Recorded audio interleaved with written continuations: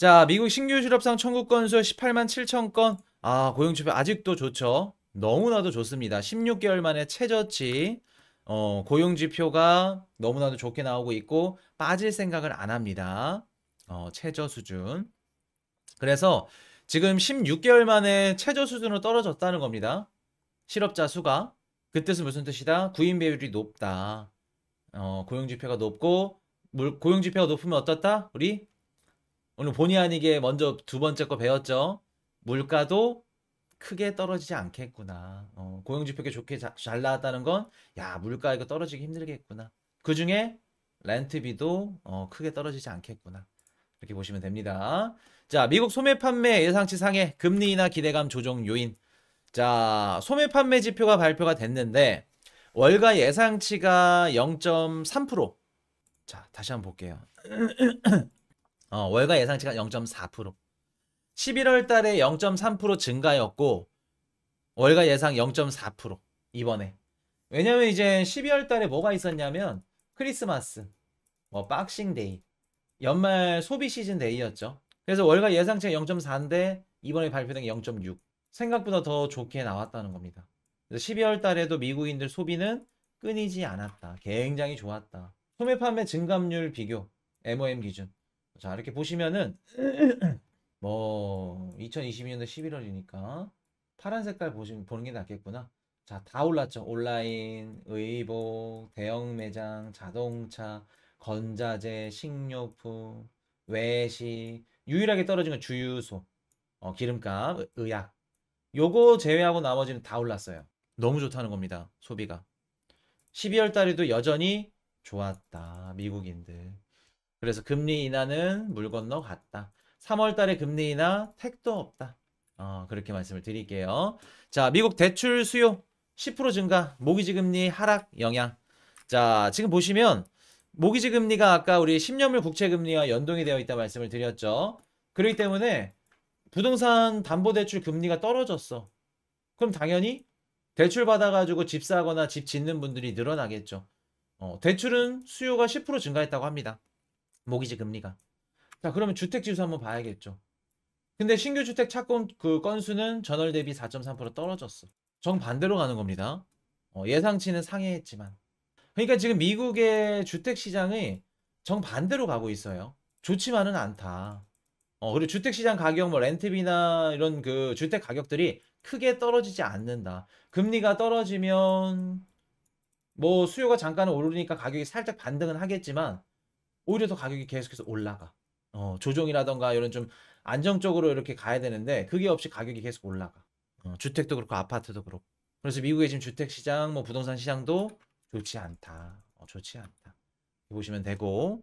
자, 일본 세키스의 하우스 미국 주택 건설사 6.6조 원의 인수. 자, 일본 아주 잘 나갑니다. 미국의 주택 건설사를 지금 인수를 했는데 얼마 전에 철강회사까지 인수한다 그러고 있죠. 일본이 철강회사를 인수한 이유가 뭘까?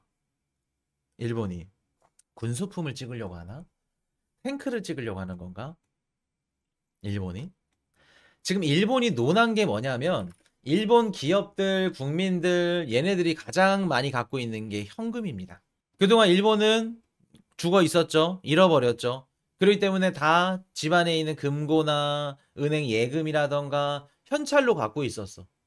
근데 나머지 국가들이 금리 인상으로 인해서 현찰이 막 다 부족하고 힘드니까 일본 기업들과 국민들이 지금 기회가 생겼죠. 그래서 미국의 철강회사, 미국의 주택건설사, 아니면 일본 주식, 다른 해외 글로벌 채권들 현금 갖고 할 수 있는 게 너무나도 많아. 이해되셨나요? 제가 작년에 일본 주식 괜찮습니다. 코인방송, 경제방송 다 일본 주식 사지 말라고 말씀드렸었죠. 근데 저 일본 주식 반등할 거니까 사세요. 엔화 투자하세요. 말씀드렸었죠. 그랬던 이유 중에 하나가 뭐였냐면 현금. 현금 보유성. 현금 보유량이 뒤집어졌습니다. 일본인들이. 왜? 그동안 잃어버린 20년, 30년이기 때문에 현금을 들고 있을 수밖에 없어. 왜? 물가가 올랐으면 얘네들이 물가 그 화폐 가치를 좀 해지하기 위해서 은행에 넣던 주식을 투자하든 부동산을 사든 해야 되는데 그게 없어. 물가가 어차피 안 올라가. 은행에 넣어봤자 이자도 안 줘. 그러면 현금으로 갖고 있어야죠. 전쟁도 날 것 같아. 당연히 현금 갖고 있어야지. 현금 갖고 있었더니 금리가 올라가고 그동안 금리 인상으로 인해서 무너졌던 기업들, 국가들 이런 상황이 다가오니까 일본한테는 기회가 찾아온 겁니다. 20년, 30년 동안 힘들었던 그 기회가. 이렇기 때문에 일본 증시 상승하고 있고 일본 부동산 뒤집어졌다고 했다고 말씀을 드린 겁니다. 일본 투자하셔야 된다. 일본 유망하다. 이제 왜 일본 뷰에 대해서 이렇게 좋게 말씀을 드렸는지 이해되시나요? 이제 좀 이해되세요? 그렇기 때문에 일본은 지금 괜찮다. 그리고 최근에 또 정치적인 이슈들 때문에 또 각광받고 있죠. 자, 이따가 말씀드릴 건데 대만, 폭스콘, TSMC 급등하죠. 일본 증시 급등하죠. 근데 우리 코스피 코스닥 시원찮죠.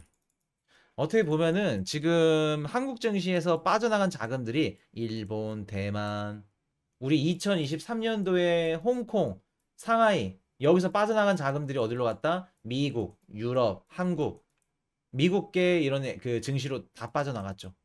근데 그 장면이 우리 중국이 겪었던 그 수모를 우리 한국이 지금 상반기에 겪고 있습니다. 가슴 아프죠. 우리 한국이 그러니까. 일본 지금 잘 나가고 있다는 거. 자, 중국 지난해 경제 성장률 5.2%, 4분기도 5.2%. 변화가 없다는 겁니다. 변화가 없어요. 회복이 지금 안 되고 있다는 거. 이렇기 때문에 우리 국제유가 뭐 100달러 넘어갑니다. 110달러 넘어갑니다. 힘들다는 거. 수요가 받쳐주지 못합니다. 중국이 이렇게 회복을 못하고 있기 때문에. 그리고 뭐 파쇄용법이라던가 다양한 또 미국에서 지금 그 원유 생산하는 양이 늘었기 때문에 거기다 브라질, 뭐 베네수엘라 이런 애들까지 지금 들어왔죠. 공급은 늘어나고 수요는 줄어든다는 거, 가격 올라가기 힘들다는 거. 자, 중국은 좀 힘들죠. 이렇게 말씀을 드리고. 자, 영국 12월 달 CPI 전년비 대비 4.0% 상승. 영국은 지금 물가 반등했죠. 독일도 반등했고 프랑스도 반등했습니다. 미국도 반등했어요. 글로벌 국가들 지금 전체적으로 CPI 추이가 반등하고 있는 추세입니다. 그래서 지금 시장은 일시적으로 물가가 반등하고 있다라고 생각을 하고 있는데 26일 날 결판이 나죠. PC 딱 열어봤는데 올라갔어. 그러면 야, 이거 일시적인 거 아닌 것 같은데 시장은 조정받을 수 있다는 겁니다. 26일 근원 PC 지표 이거 중요해요. 그래서 지금 유럽도 물가 반등하고 있다는 거. 자, 유로존 작년 12월 달 CPI 확정치 2.9% 반등 올라갔습니다. 그래서 라가르드 총재 누님이 뭐라 그랬냐면 야, 너네 3월 달 예상하지 금리 인하 너무 섣부르다. 너무 섣부르다. 27일이라고 했나요, 제가? 26일입니다. PC 지표. 일정 말씀드리면서 드릴 건데 26일이라 했던 것 같은데 사실 제가 뭔 말했는지 기억도 안 나요. 금붕어라. 자, 다시 갈게요. 라가르드 총재 누님이 3, 4월 금리 인하 너네 너무 김칫국 마시는 거 아니야? 아니야. 빨라도 여름쯤 할 걸 시그널을 딱 줍니다. 그래서 너무 빠르게 금리 인하 하지 말라는 거. 자, 그래서 이렇게 얘기가 나왔고. 자, 중국 가겠습니다. 배달로 1.9억. 중국 보도와 뚝 떨어진 청년 실업률 이유는? 자, 아까 우리 국가가 벼랑 끝에 몰리면 통계 자료를 조정한다. 조작한다. 라는 말씀을 드렸죠. 중국 얘네 웃겨. 지금 그 2023년도 6월 달에 중국이 이제 청년 실업률을 발표했는데 21%. 청년 실업률이 21%라는 거는 어느 정도 수준이냐면 10명 중에 2명은 취업이 안 된다는 얘기예요. 근데 21% 이거 믿을 수 있을까? 중국의 대학 졸업 시즌 뭐 7, 8, 9 이때는 졸업자들이 막 나오니까 청년 실업률이 더 올라갈 수밖에 없어. 아마 6월 달에 21% 발표하고 그 다음 달부터 발표 안 했죠. 우리 발표 안 할 거야. 제 개인적인 생각으로는 40에서 50%될 겁니다. 2명 중 1명은 취업 못해. 그러니까 어디로 빠져요? 농업으로 빠집니다. 농사 짓는 거야. 그래서 지금 보시면은 최근에 이제 중국 그 청년들 실업률 다시 발표를 하기 시작했어요. 근데 웃긴 게 통계 방식을 바꿨어. 그러니까 이게 막걸리야 뭐야. 통계 방식을 어떻게 바꿨냐면은 16살에서 24살까지. 그리고 고등학교로 진학한 학생들 60%를 통계에서 제외해. 정부에서 뭐라 그래요? 야, 학생이면은 공부해야지 무슨 실업률이냐. 학생이면 학생답게 공부를 해라. 옛날에 청년 실업률 이런 거 문제 없었을 때는 취업 빨리 해가지고 뭐 정부에서 공급 일자리 지급해주겠다. 근데 지금은 학생이면은 통계자료 넣으면 안 되지. 공부해야지. 어. 무슨 청년 실업률이야. 여기 들어가면 안 돼. 통계자료 바꿔버려. 그리고 나서 발표합니다. 이러니까 통계자료 뭐 기존보단 좋게 나와도 의미가 없죠. 홍콩의 그 사우스 차이나 모니포스트가 걔네 뭐라 그러냐면은 기존 방법대로 했으면 실업 그 청년 실업률 25%는 됐을 건데 이런 얘기 쓱 합니다. 중국 국가통계국에서 뭐라 그러냐면 학생의 주요 임무는 공부하는 겁니다. 아르바이트 하는 거 아니에요. 이런 얘기를 합니다. 이러니까 중국 못 믿지. 중국 어떻게 믿어? 중국에서 비트코인 현물 ETF 나와도 자금 들어갈 수 있을까? 기관들이? 대규모 자금? 못 들어가죠. 어떻게 믿어? 그러니까 우리가 조금만 거시경제를 공부하고 좀 알면 작년 6월 달에 비트코인 현물 ETF 홍콩에서 열린대. 코인 방송하시는 분들 뭐라 그래요? 야, 가자. 중국계 자금 다 들어온다. 그때 뭐라 그랬죠? 아닙니다. 이거 오히려 더 악재입니다. 홍콩에 지금 외환이 유출되고 있고 상하이 증시랑 홍콩 항생지수 보세요. 자금 빠져나가니까 이것 때문에 위기를 극복하기 위해서 여는 건데 기관들 안 들어갑니다. 못 들어갑니다. 국가보안법 때문에. 이렇게 우리가 분석하고 연동을 시키는 겁니다. 근데 이런 것도 그냥 그 기본적인 그냥 바탕 지식이 없으면 홍콩 현물 ETF? 야, 중국계 자금 다 들어간다. 비트코인 대박. 1억 가자. 폭등. 그러니까 그런 방송들 보고 이제 매수했다가 이제 물리고 막 유튜브 하시는 분들 욕하고 누가 잘못한 게 없어. 잘잘못 따질 것도 없고. 이해되셨죠? 그래서 지금 보시면은 중국의 이런 통계 지표들 믿을 수 없다. 그래서 이제 못 믿으니까 하는 얘기들이 뭐냐면 중국의 뭐 전기 쓰는 양, 수도 얼마, 물을 얼마나 썼냐, 진짜 산업에 하는데 천연가스는 얼마나 썼고 원유는 얼마나 썼고 사용량을 보고 우리가 경제 데이터 GDP를 매기죠. 하도 불화를 그게 치니까. 그래서 지금 중국 지표는 믿을 수 없다는 거 말씀을 드리고 자 볼게요. 대만 TSMC 호실적인 10% 폭등, 반도체주 AI 기대감이 일제히 급등. 자 우리 이거 배웠던 거죠. 며칠 전에 대만 총통 민진당 라이칭더 후보가 당선이 됐어. 근데 바이든이 뭐라 그래요? 주말에 인터뷰로 우리는 대만 통일 독립하지 지지하지 않습니다. 그동안 대만의 독립을 지지하고 우리가 도와주겠다. 물식양면으로 끌어주겠다. 그랬더니 바이든이 갑자기 태세 변화를 해. 왜 그런다 그랬죠? 지금 미국 국내에서는 전쟁 이슈가 재미가 없습니다. 지금 보시면 우리 미국의 소비 지표나 이런 인플레이션 막 지표들 보면 다 잘 나오죠. 좋게 나오죠. 그런다 그래서 미국 국민들이 잘 먹고 잘 산다고 생각하시는 거 진짜 착각입니다. 어떤 경제방송이 뭐라 그러냐면은 미국 바이든은 전쟁을 지금 해소시킬 의지가 없대. 우리 민주당은 막 전쟁하기 싫은데 전쟁이 이렇게 펼쳐지네? 오히려 그거를 이용해가지고 전쟁으로 막 해서 대동단결하자. 그래서 표심을 막 모으고 있대. 그 맞는 얘기일까? 절대 틀린 얘기죠. 맞지 않는 얘기죠. 지금 미국 국민들이 얼마나 고통받고 이런 것들을 읽지 못해서 그럽니다.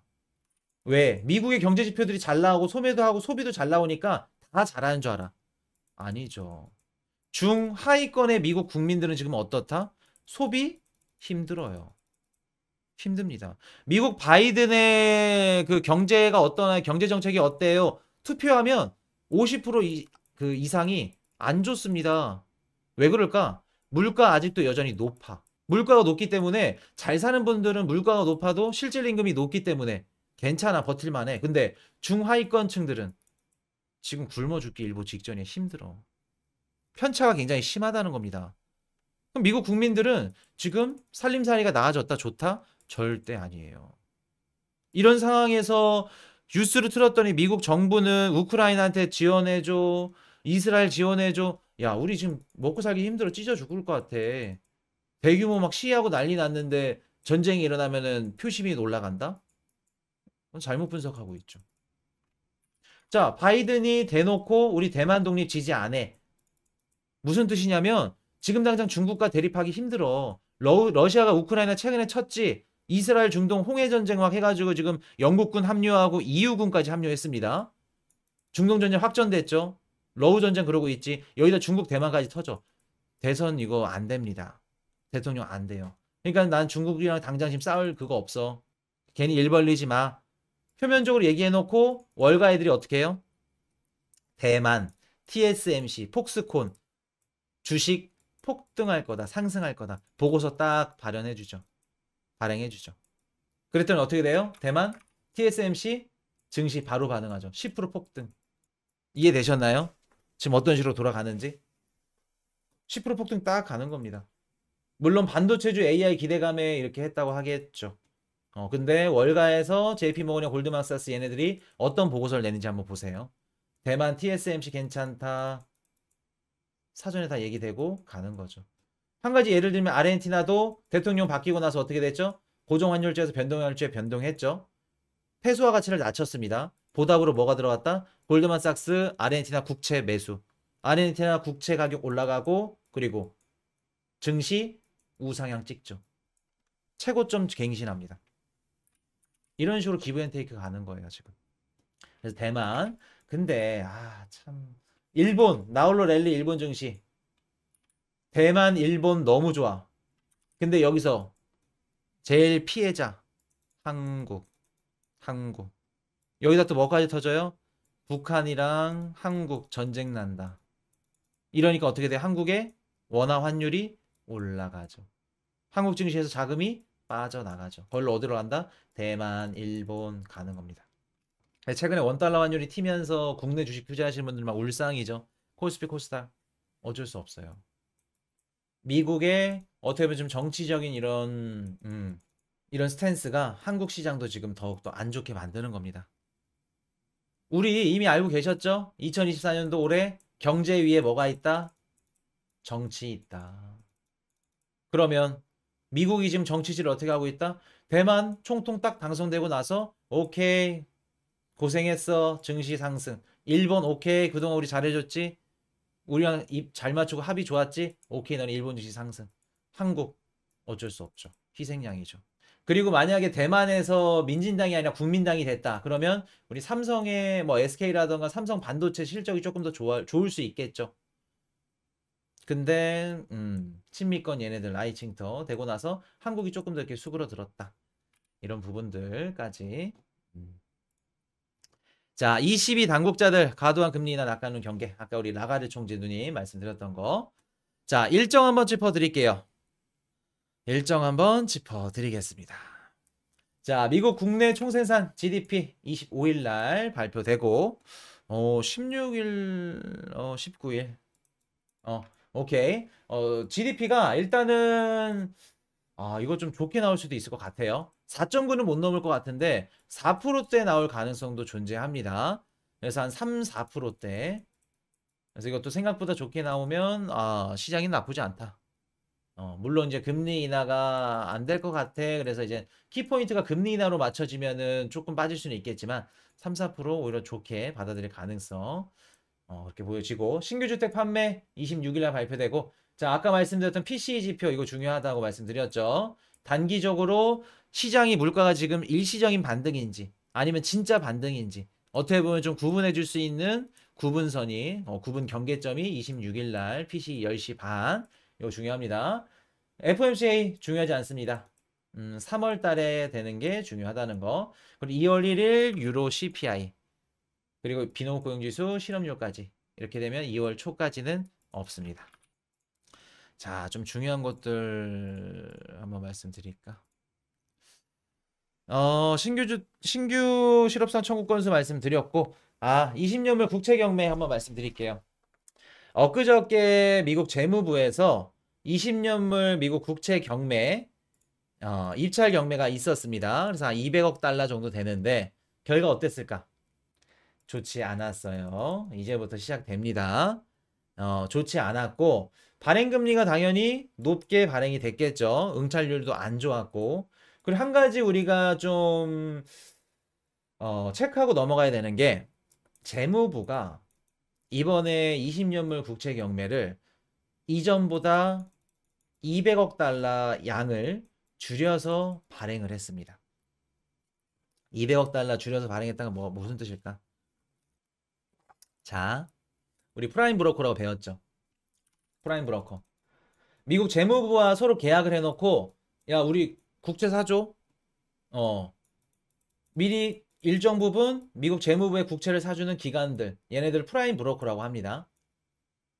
자 그럼 볼게요. 재무부가 국채를 발행하기 전에 이 프라임 브로커들이랑 서로 연락을 할까 안 할까?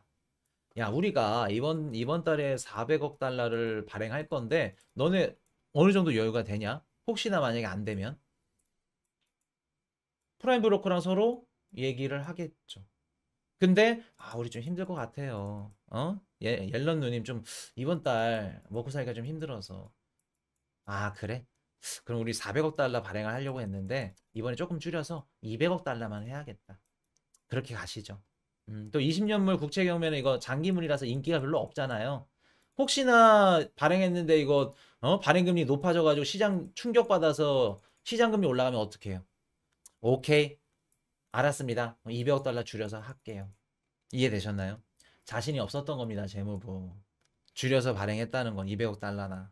장기물 채권 수요가 점점 더 부족한 상황으로 가고 있다는 겁니다. 그리고 올해 상반기 이제 1월 31일 날 아마 그 국채 분기계획 발표할 겁니다.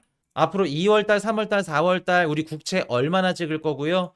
어떤 국채 단기인지 장기인지 이런 국채들 찍을 겁니다.